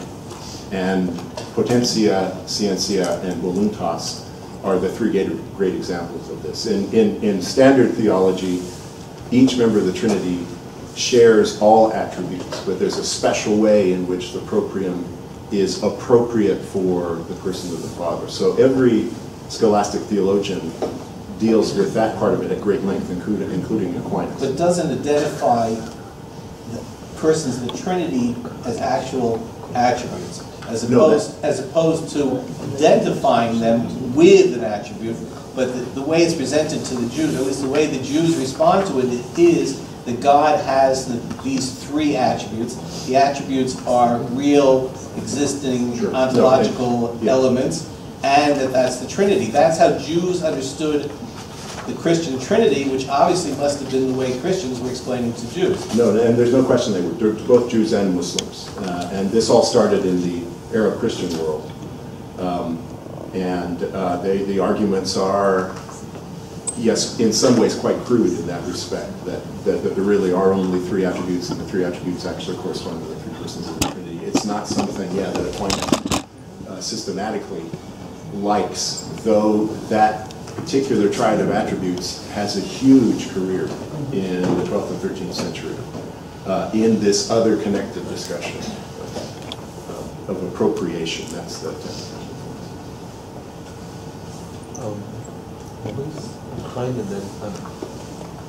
Well, a little observation and a general question. Gilbert Dahan has very much insisted that with Luc de Saint-Cher, there was the beginning of a kind, in his view, of a critical examination of the biblical text and of a kind of a scientific interest in the Bible, and that the scientific interest in the Bible is not a modern phenomenon, it already existed in the Middle Ages, and that Hugues de Saint-Cher was interested in the literal sense at the basis of and that the basis for the moral, and etc., and that he created tools like the concordance, etc., and that this is an impressive work. We could imagine in this context that Hugues de Saint-Cher and the people in his surroundings would also be interested, would attract some Jewish converts to ask these Hebrews what is the sense of that verse in your tradition, etc. And we could imagine, for example, also that Nicolas Donin, who was interested to read the Bible, he said, "Belo pitaron," without the interpretation of the Talmudists, etc., he would be attracted to people like Hugues de Saint-Cher, because Thibaut de Cézanne was sub-prior of the great Dominican convent in Paris, Saint-Jacques. So there were converts and important ones. So perhaps Nicolas Donin began in that way to be attracted to Christianity. This is mere guess, but no less guess, I think, than Tashma's guess, that decided on the basis of Karshavia Hanakdan that there was a whole movement of heretics in northern France and a movement against the Talmud, etc. It's possible, but we have no basis for that. So now my general question is, what do you have studied this text of Thibaut de Cézanne, which seems, I understand, to be linked to the Hugues de Saint-Cher. What do you think of this very optimistic view of Hugues de Saint-Cher's aims about a scientific interest in the Bible? Well, I guess I would say, and I'm a great admirer of Dahan's work in general, and have learned enormous amounts from him. I guess I would say that I'm inclined to think that, and maybe this is my main point, that all of these various intellectual enterprises wind up flowing into each other at some point or other,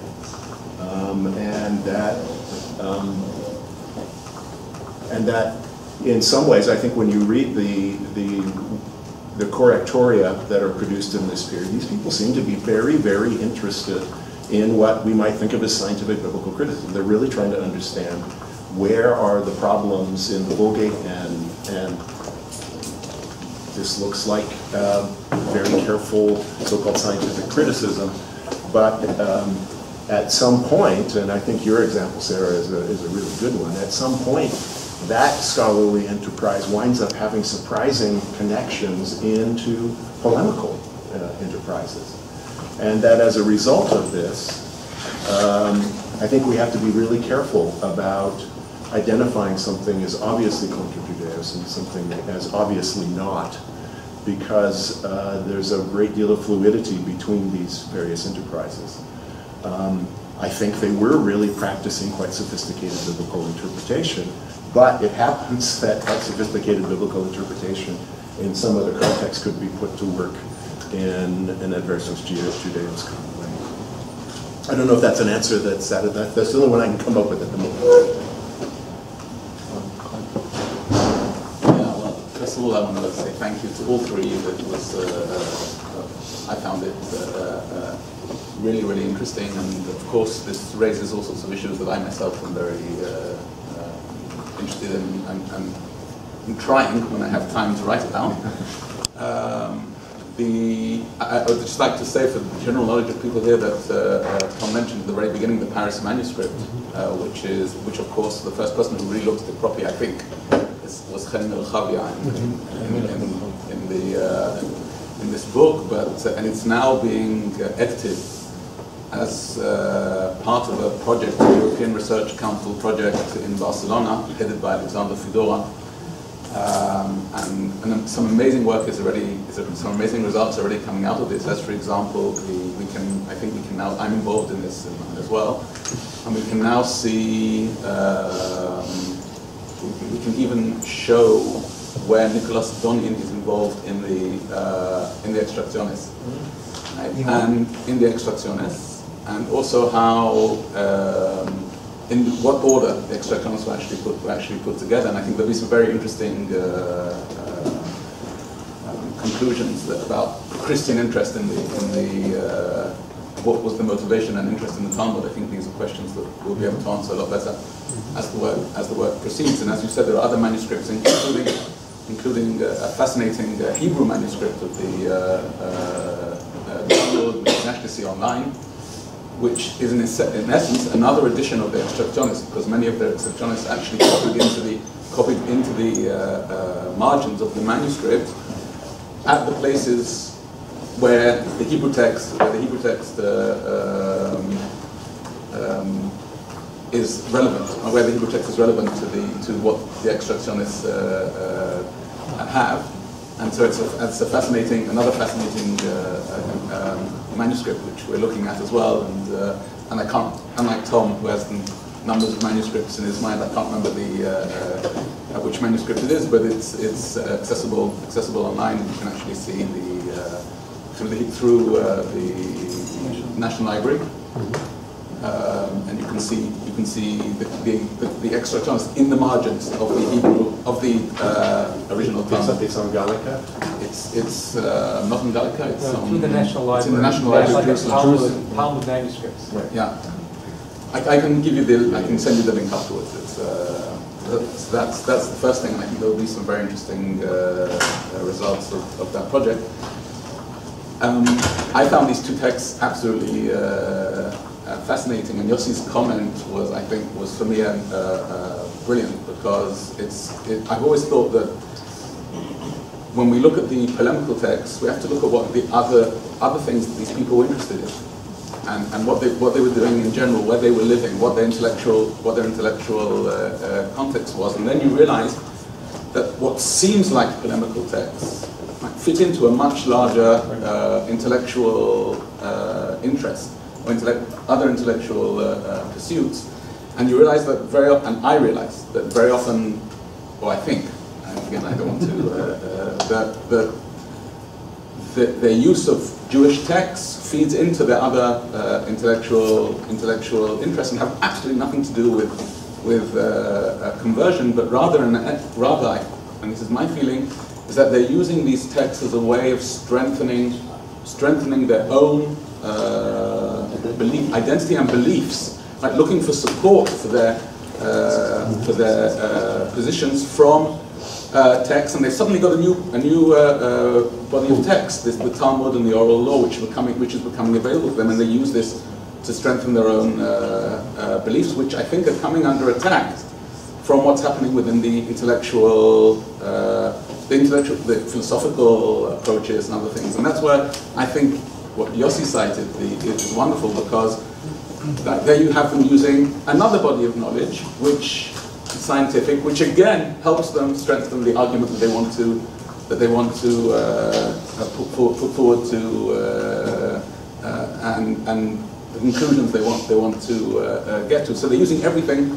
I think Danny said that just before as well. They're using everything they can in order to and so they have scientific knowledge, they have the Talmud or the oral law, which now becomes available to them, and it has, at least in the 13th century, I think has very little bearing on, and that brings me to the Pujo Fidei, which it's just a comment, and I think again the Pujo Fidei is, and as Tom, I'm so glad that Tom is working on this, because at long last, we'll get some. Tom was looking at it in great depth, and I think that the Pujo Fidei is actually constructed in a very interesting way, and people often look at the second and third parts of the Pujo Fidei because they're the ones where you find the most, all the Jewish post-biblical and everything, and often tend to ignore the first part. And I think that if you look at which is a very philosophical, which is there's a whole list of philosophical question which he then deals with. And I think that the second and third parts refer back all the time to the first part.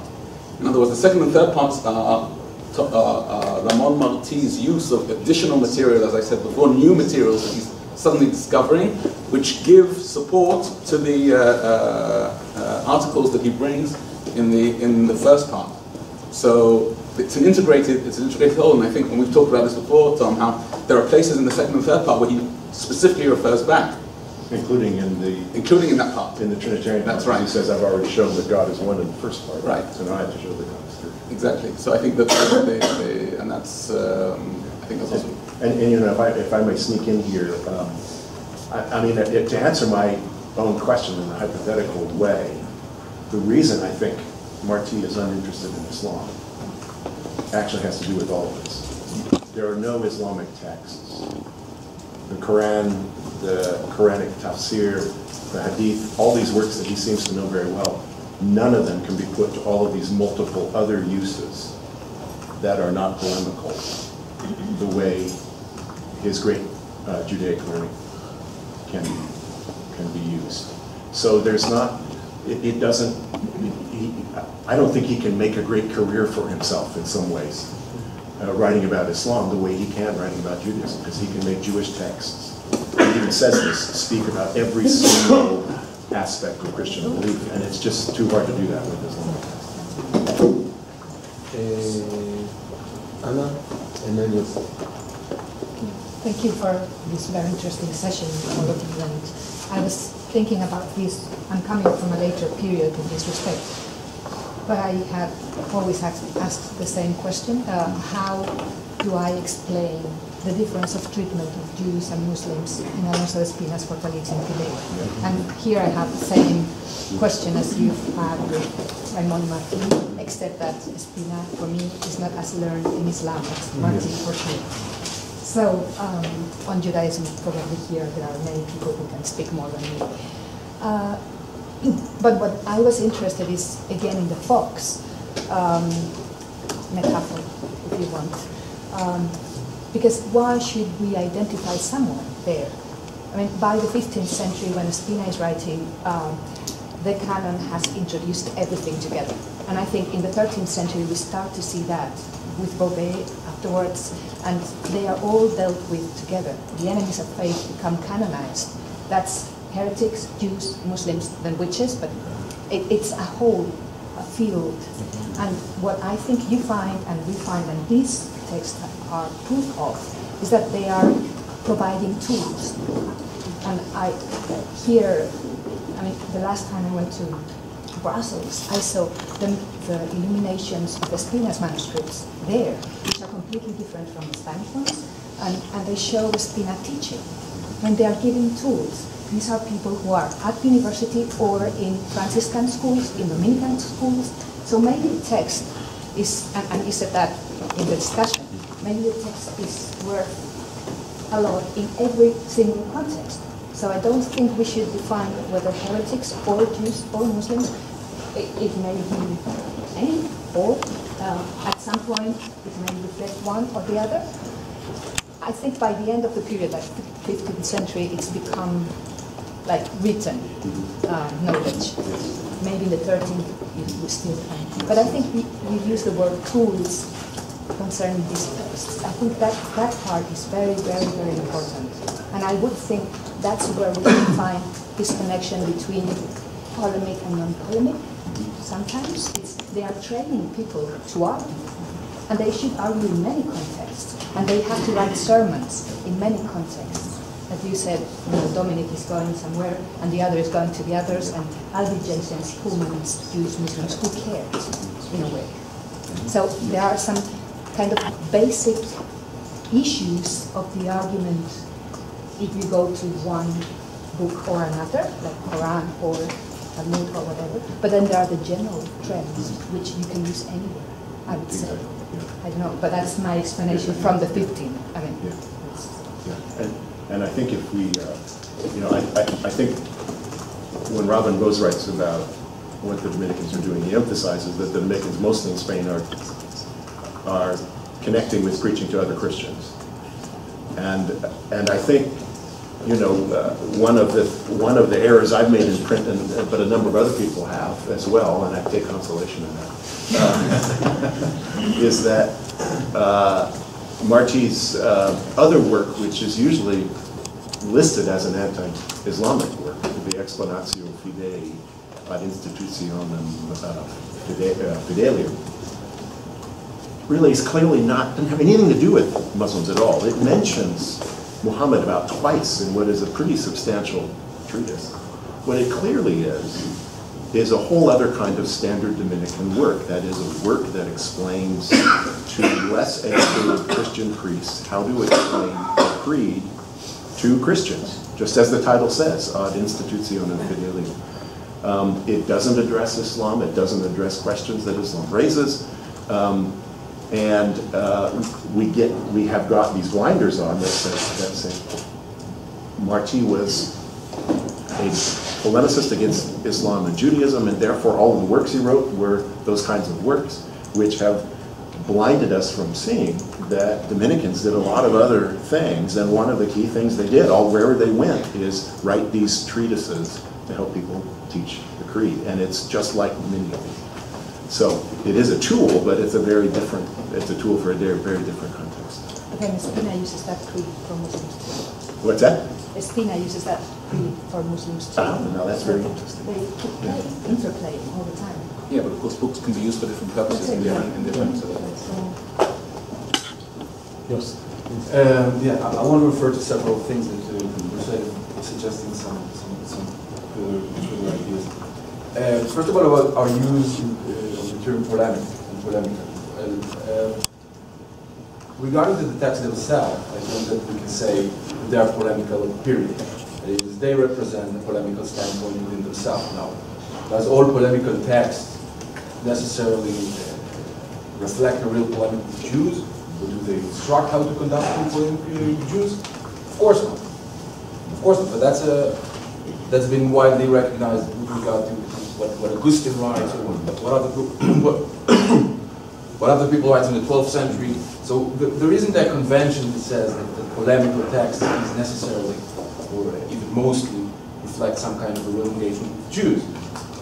So, but we also know that these linguistic and discursive reflections of Jews in these texts do not stay isolated from political and other historical realities. They have their own influence on that history later, and that's what's important in this particular juncture when the Talmud gets into the picture.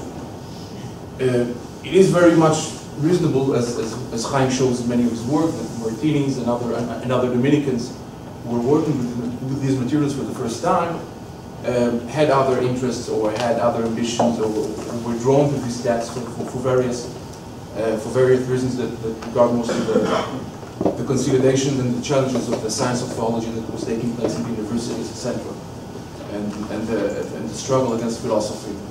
And these were texts that showed other sources of revelation for supporting their beliefs. But the new representation of the Jew in these texts is real, and it has a real impact, and you cannot disconnect the two. I mean, even if you take your position that the Barcelona disputation was only a scholastic model. I'm exaggerating a little bit. You can see that it's in the context of engaging with real Jews, because it's connected with the 4 ceremonies that follow it. So the things are strongly connected, even if there is a very strong motive, intellectual motive, in fashioning these works that is not related strictly to the Jews. Their impact in the real world is single. And I think one of the things that we need to understand better is how in the 13th century, with the end of the 13th century, a single discourse, a single language of a single polemical language is formed that is used for all purposes. And it is used in the universities, it is used for educational purposes within Christianity, but it is also the same discourse is applied upon Jews. And this has real consequence to real Jews in the 14th century and in the 15th century. Mm-hmm. Can I say something? Sorry. No, I'm glad you gave the example of the Barcelona disputation and the sermons that followed, because there you have a perfect example, I think, of two different genres which people take to be one thing, and therefore say this is an attempt to convert the Jews. I agree with you. I think that the sermons in the synagogue are an attempt to convert the Jews. But when you look at what's said in the sermons, according to what Nachmanides Nachmandi's reports and then compare it with the topics that were discussed at the dissertation, you see that you can actually see how the two things are totally different, two totally different things with totally different purposes. So I'm not saying that there was no interest in converting the Jew. Of course there was. No, but specifically the kind of representation of Jew that Martini gives, the question of the Talmud as a heresy is a major issue in motivating the kind of efforts towards conversion of the Jew that you can see going on in sermon. Now, when a preacher comes to a synagogue to give a sermon, of course he's not going to conduct this kind of scholastic, very high-level disputation with regard to sources that the wide audience don't know. But the things are tightly interrelated to each other. Without a doubt, and I think that you're quite right. As you go into the 14th and of course into then into the 15th century, that's exactly what happens. Right? And all this material comes together to become a very potent weapon against for conversion. Right? But is it the case in the 13th century? Tom probably wants to. Go ahead. I'm sorry, when you say there's one polemic discourse which is used in lots of different ways, one could say maybe it's one rationalist discourse which is used in many different ways, one of which is polemics. And that's why they all look the same, because it's really the same intellectual use of sources, use of proof, whether it's scientific proof, whether it's exegetical proof, whether it's pure reason or whatever. It's all being used in many different contexts, so that's why they all look alike. And so, I'm not sure whether it's the polemics came first and then the rationalism, or the rationalism came first and then the polemics, but at least we could entertain the possibility that goes in both directions, not just one. But there is a sui generis, very specific one with regard to the Jewish question that it's not here in these texts, but will appear in a few years, which is the use of rabbinic sources. Right. Rabbinic sources are being used in inner Christian discussions that pose themselves as if they are conducting a disputation versus a Jewish opinion. They don't appear in other Christian genres, in other Christian sources as rabbinic traditions. Jewish philosophers will appear with the ideas of Maimonides. So there is this very specific branch of Christian scholastic inner learning, inner education that is completely described and constructed as a disputation versus Jews, using a source that is applied only there, the rabbinic. And in this case, it is unique.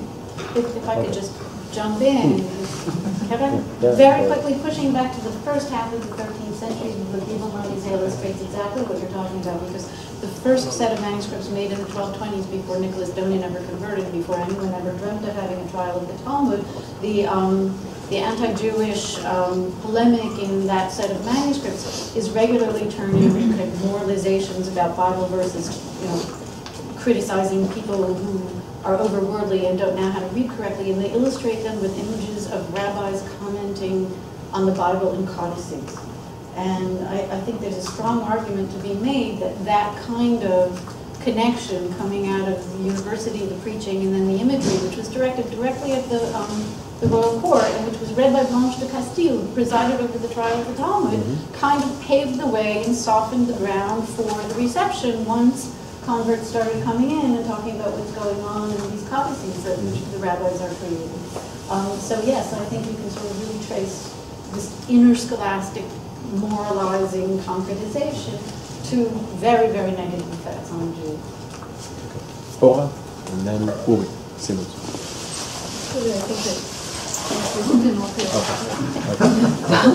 But of course I completely agree with the call to abandon strict definitions of genres, and many of them are modern, and not all of them. And my feeling is that they're trying to define what was polemical and what is not, is like trying to define nowadays Israel what is political and what is not. That's not a political comment. No, but thinking about drama, music, art, etc. Yeah, and they're bringing, following Danny, bringing in the Jewish side of the picture. I cannot but think about Milhausen and Stefan Nitzchon, who explicitly debates against Christians, heretics, and philosophers. whom he calls meharherim, which is Deliberators. doubters, Deliberators. deliberators, something like that. And putting together all these three adversaries, he explicitly abandons the borders between the different groups. And then about the scientific reading of the Bible, I think I may be mistaken, but I think scientific reading of the Bible is only of the Old Testament. I don't. Is there also a scientific reading of the New Testament? Of course, we ask about the Trinity, but this is something else. But I think, again, this is a point that must be. Saying the Bible means that these philosophers or these open-minded thinkers were asking about anything, but it's not true. They were just asking about the Old Testament, the Jewish part of the Bible. And this is the point. And when Jews try to ask something about the New Testament, let's say in a book like Sefer Toldot Yeshu, you know that they had to hide it behind the table, and it was never copied until the 16th century.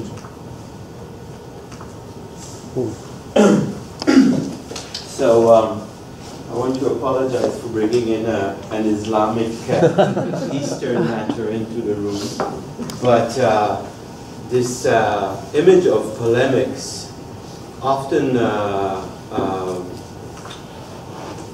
gives one an association of two competing sides, standing one in front of the other and saying, you're wrong, I'm right, and vice versa, and a line crossed between them.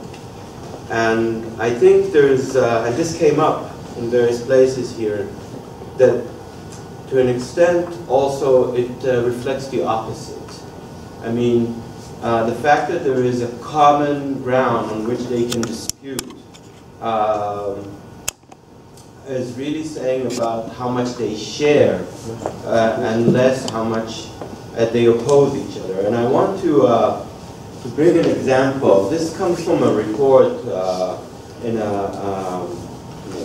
biographic dictionary, Muslim biographic dictionary, about this Andalusi scholar who goes to Baghdad to attend something that is called a majlis.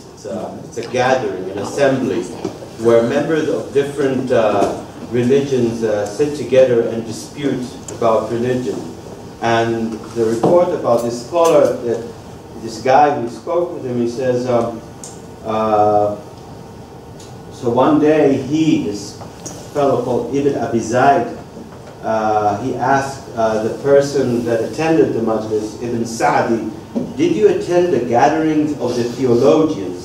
And he replied, yes, indeed, I attended them twice.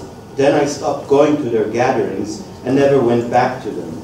And then he goes to describe how it went, and how they were sitting and what came up. And at some point, when the assembly was full and they saw that there was no one they were still waiting for, one of the unbelievers spoke as follows: you have come together to engage in disputation. So the Muslims should not adduce to their scripture or the words of their prophet as proof against us. See, since we don't believe in any of this or affirm it, we engage in disputation only with rational proofs and on the basis of reason and analogy. Then they, the Muslims, respond, sure, we grant you that. So this particular person who came all the way from the West, when I heard that, I didn't go back to that gathering. Then I was told that there was another gathering for theology. So I attended it, and I found that they behaved just like that other lot. So I stopped going to that gathering of theologians and didn't go back to them. And did the Muslim consider such words and deeds acceptable? That's what I saw with my own eyes. This person basically saying, and he goes on to explain, once they don't accept my scripture and my rationale as a legitimate tool or as a legitimate element in our disputation, I can no longer take part in it. And as opposed to the case that you're presenting, but there are certain elements and tools that are considered legitimate, then they can take part in disputation.